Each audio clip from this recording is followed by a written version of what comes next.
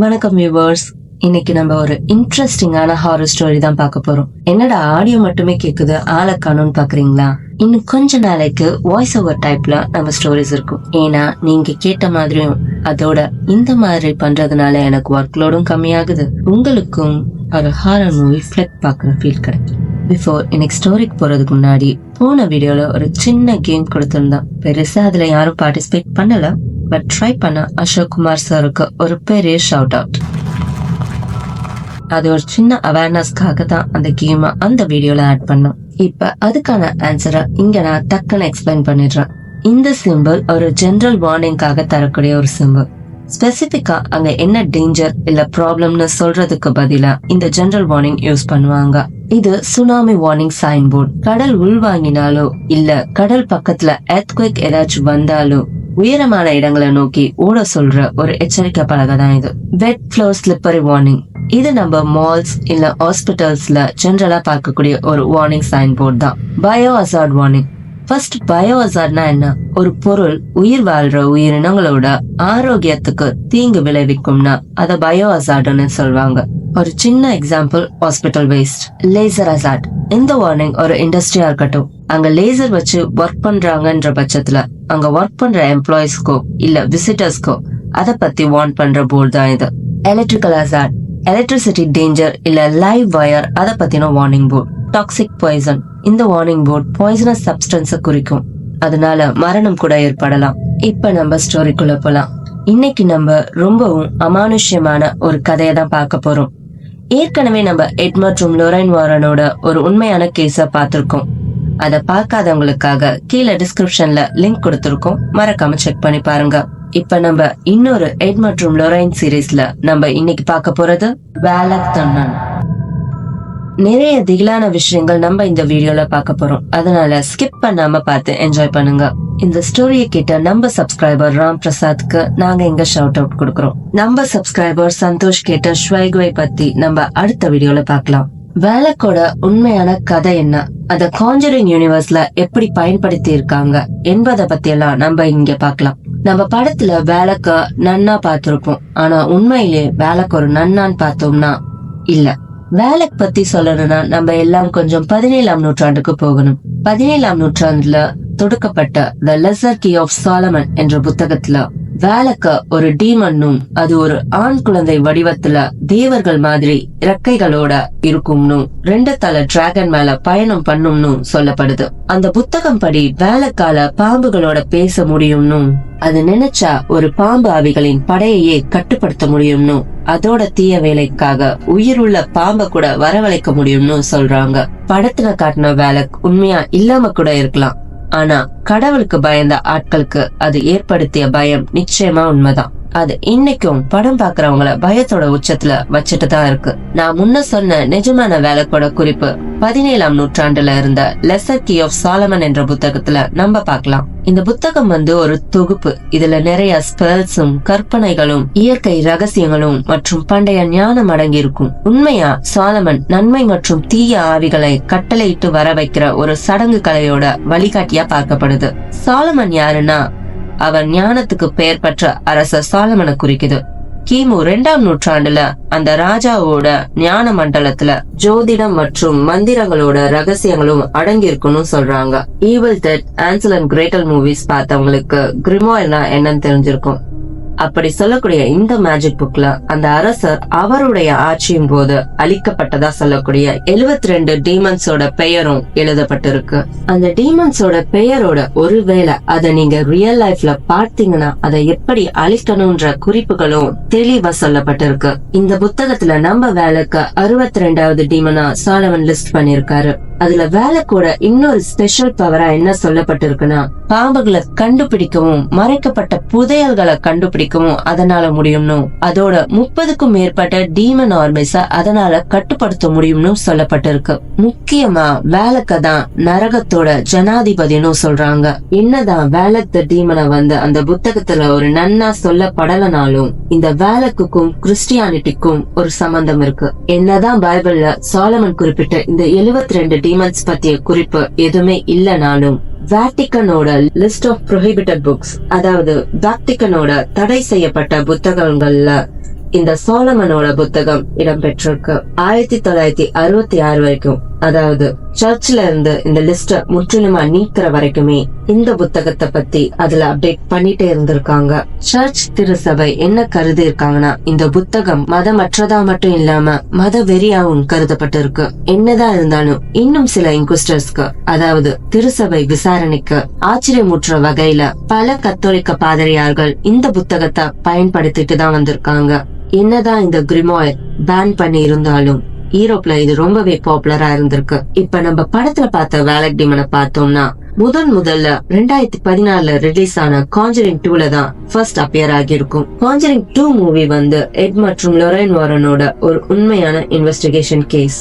அது என்ஃபீல்ட் லண்டன்ல நடந்த உண்மை சம்பவத்தின் அடிப்படையில் தான் எடுத்திருப்பாங்க. உங்களுக்கு இந்த உண்மை கதையான காஞ்சரிங் 2 பத்தி தெரிஞ்சுக்கணும்னா இத நம்ம எட் மற்றும் லொரைன் சீரிஸ் பிளேலிஸ்ட்ல போடணும்னா கீழே கமெண்ட்ல மறக்காம சொல்லுங்க.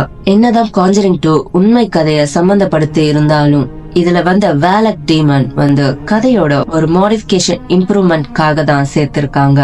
இதுக்கு அப்புறம் ஆனபல் கிரியேஷன்ல வேலக் டீமன் வரும். அந்த கதைப்படி 1955ல ஒரு நன்னும் அவங்க கூட சில ஆர்பன்ஸ் குழந்தைகளும் சாமியல் முலன்ஸ் மற்றும் அவருடைய மனைவி எஸ்தரோட கலிபோர்னியா ஃபார்மர்ஸ்ல தங்குவாங்க. கொஞ்ச வருஷத்துக்கு முன்னாடிதான் அந்த கப்பல்ஸோட பொண்ணு ஒரு கார் ஆக்சிடென்ட்ல இறந்திருப்பாங்க. அந்த பொண்ணு பேரு தான் ஆனபல். அந்த கப்பல்ஸ்க்கு அவங்க பொண்ண மறுபடியும் பார்க்கணும்னு ரொம்பவும் ட்ரை பண்ணுவாங்க. அப்ப தான் ஆனபல்னு ஒரு ஆன்மா வரும். அது அவங்க கிட்ட அவங்களோட ஒரு டால்ல நுழைய அனுமதி கேட்கும். அப்ப அவங்க கூடயே இருக்க முடியும் சொல்லி அவங்களுக்கு ஆசைய காட்ட, ஆனா அது உண்மையிலேயே அவங்க பொண்ணு இல்ல, அது ஒரு டீமன். இந்த விஷயம் தெரியாமையே அவங்க அதுக்கு ஒத்துப்பாங்க. இதையடுத்து பொம்மைய தயாரிக்கிறவரான சாமியல் முலன்ஸ் 1943ல ஒரு பொம்மைய தயாரிக்கிறாரு.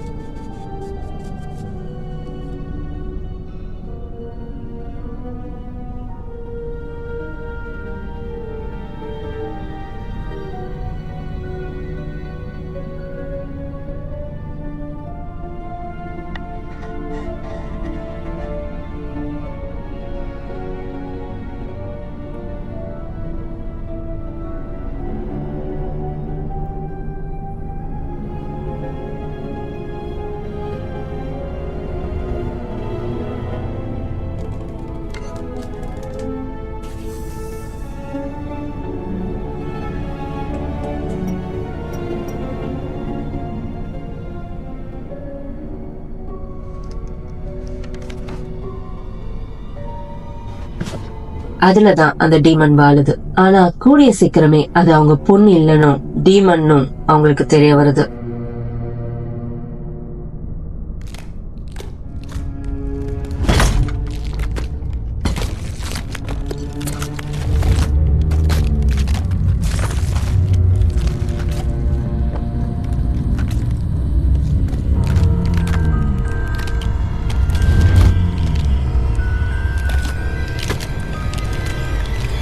அதனால அவங்க அந்த டீமன் டால ஒரு கிளாசெட்ல வச்சு பைபிள்ல இருக்கிற பேஜஸ் எல்லாம் வச்சு அதை மறைச்சு வச்சிடுறாங்க. அதுல இருந்து ஒரு 12 வருஷம் கழிச்சுதான் அந்த நன்னும் மற்றும் அந்த குழந்தைகளும் அங்க தங்க வைக்கிறாங்க. அந்த ஆர்ஃபனேஜ்ல இருந்த ஒரு பொண்ணான ஜானஸ் அந்த டால கண்டுபிடிக்கிறான்.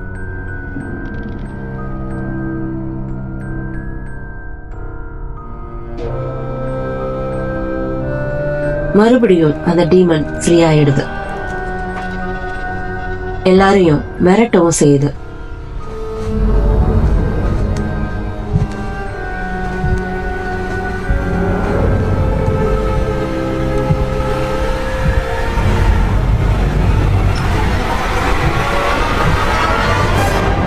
அந்த டீமன் அந்த கப்பலை கொன்னுட்டு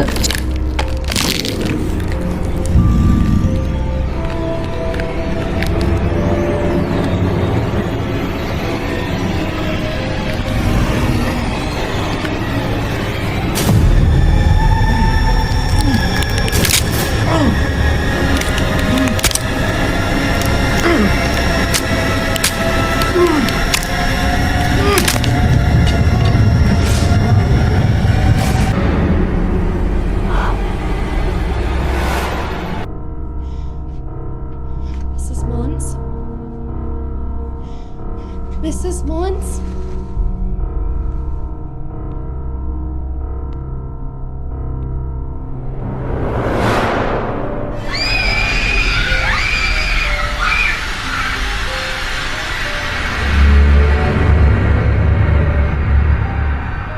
ஜானிஸோட உடம்புல ஏறிடுது. இதுக்கப்புறம் ஜானிஸ் தன்னை தத்தெடுத்து வளர்த்தவங்களையும் கொன்னுட்டு தானும் சூசைட் பண்ணிக்கிறாங்க.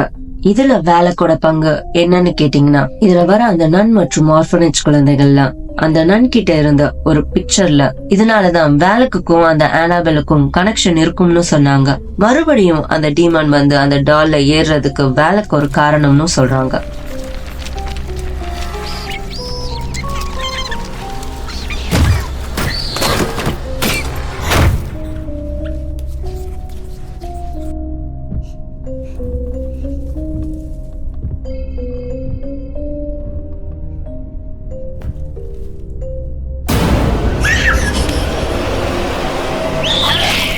இதுக்கப்புறம் வேலக் என்ன மூவில அப்பியர் ஆனாங்கன்னு பாத்தீங்கன்னா த நன். இதுல வேலக்க நிறையவே பாக்கலாம். இந்த 2018ல ரிலீஸ் ஆன த நன்ன பாத்தீங்கன்னா ஒரு பாதிரியாரையும் ஒரு கன்னியாஸ்திரி ஆகுறதுக்காக பயிற்சி எடுத்துட்டு இருந்த ஒரு பொண்ணான சிஸ்டர் ஐரினையும் வேட்டிகன்ல இருந்து ரொமானியால ஒரு நன் இறந்தத விசாரிக்க அனுப்பியிருப்பாங்க.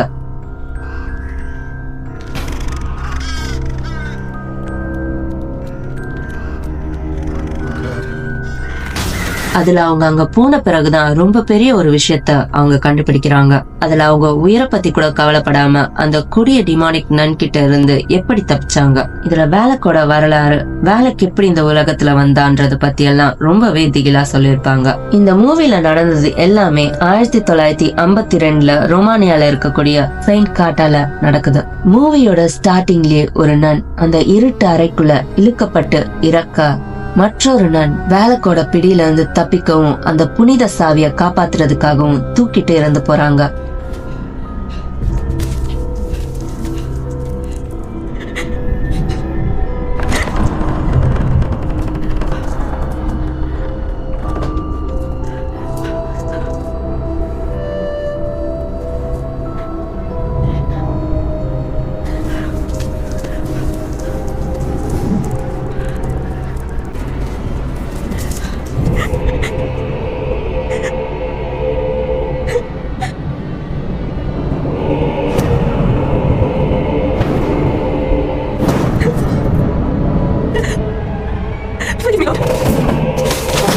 இந்த மாதிரி ஒரு நன் இறந்தது வேட்டிகனுக்கு தெரிய வர அதை விசாரிக்க ஃபாதர் பர்க் மற்றும் சிஸ்டர் ஐரினா அங்க அனுப்புறாங்க.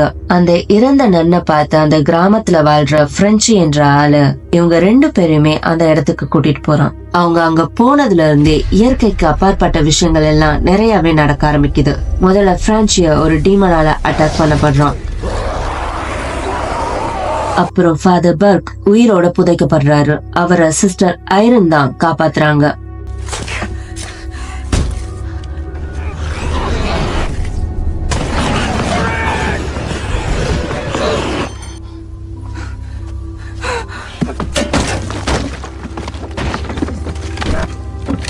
நன் பார்ட் 1ல சிஸ்டர் ஐரினும் ஃபாதர் பர்க்கும் வேலக் பத்தின உண்மைகளை கண்டுபிடிக்கிறாங்க.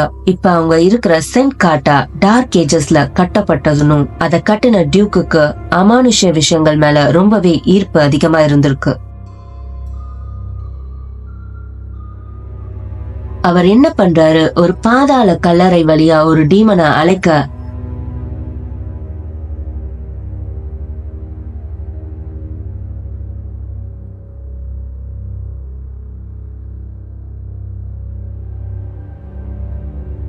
அது வரதுக்குள்ள கிறிஸ்துவ மாவீரர்கள் அதாவது நைட்ஸ் என்ன பண்றாங்கன்னா அந்த டியூக்க கொன்னுட்டு அந்த பாதாள கல்லறையில வந்த பிளவ கிறிஸ்துவின் ரத்தத்தை கொண்டு மூடுறாங்க.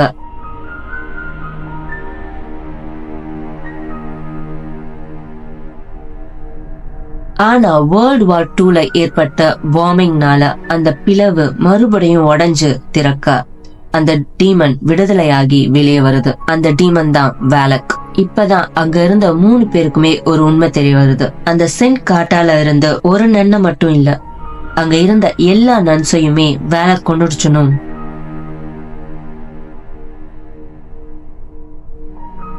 வேலக் இப்ப அந்த கிறிஸ்துவின் ரத்தத்தை அழிச்சு அந்த இடத்துல இருந்து வெளியே வர காத்துட்டு இருக்கணும். சிஸ்டர் ஐரின், ஃபாதர் பர்க் மற்றும் பிரெஞ்சியால மட்டும்தான் இப்ப வேலக்க தடுத்து நிறுத்த முடியும்.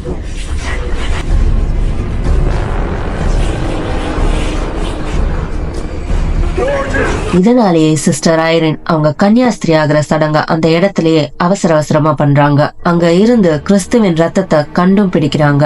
வேலக் அதனால முடிஞ்ச எல்லாத்தையுமே பண்ணி அவங்கள தடுக்க பாக்குது. ஆனா சிஸ்டர் ஐரனுக்கு பிளட் இருக்கிற இடம் தெரிய வர, இதே சமயம் இன்னொரு பக்கம் வேலக் ஃபாதர் பர்க்க பாம்பு மூலமா அவரோட கண்ணிலே கடிக்க, அதோட பிரெஞ்சியும் கிட்டத்தட்ட கழுத்தை நெரிச்சு கொல்லப்பட்டு இருப்பாரு. கடைசி யுத்தமும் நடக்குது சிஸ்டர் ஐரனுக்கும் வேலக்குக்கும்.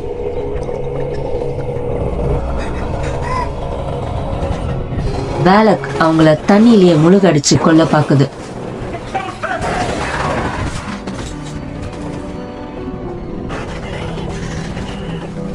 ஆனா சிஸ்டர் ஐரின் எப்படியும் அவங்க வாயில கிறிஸ்துவோட புனித ரத்தத்தை வச்சு வேலக்கோட முகத்திலேயே துப்பிடுறாங்க.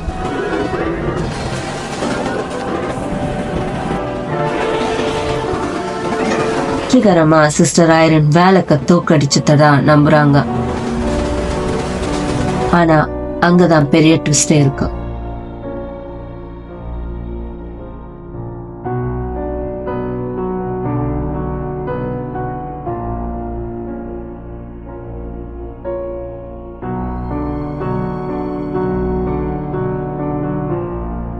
வேலக் பிரெஞ்சியோட உடம்புல ஏறிட, இததான் நம்ம ஃபர்ஸ்ட் காஞ்சரிங் மூவில எட் மற்றும் லொரைன் வாரன் பிரெஞ்சுக்கு உதவுறத பார்த்திருப்போம்.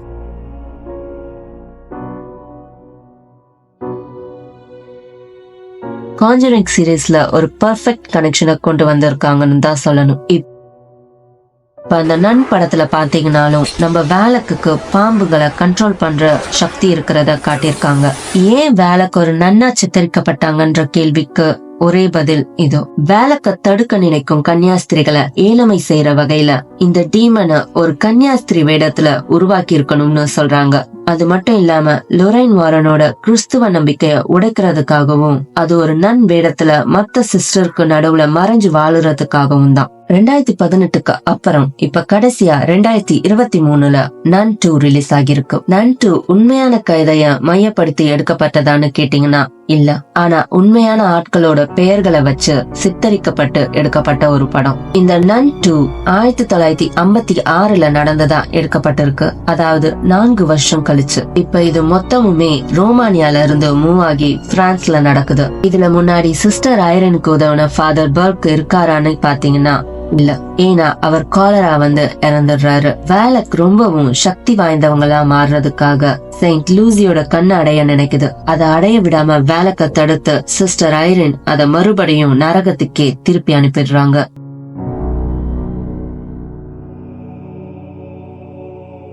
நிறைய திருப்பங்களோடும் பரபரப்புகளோடும் திகிலான காட்சிகளோடும் நன் 2 முடிக்கிறாங்க.